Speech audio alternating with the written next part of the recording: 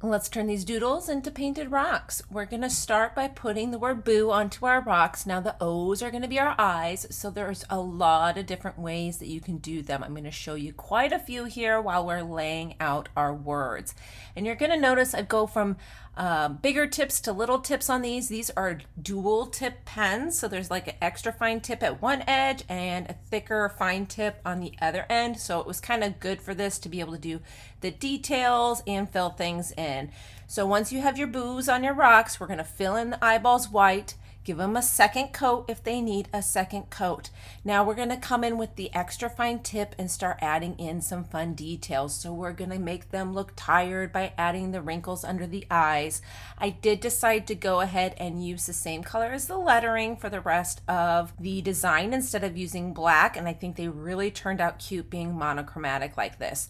So do your pupils with that color. I did a fun just hashy border around the edge.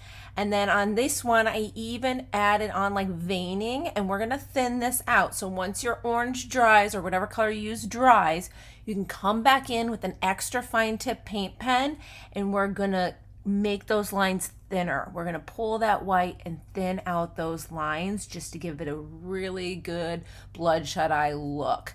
So these are so fun to do. There are so many options. You can add eyebrows, you can add eyelids, you can do them in any different color combinations you want. Just have fun with them. I know you can see all the other rocks around. Those were all from the Halloween Live we did. So let me know if you need to see any of those tutorials.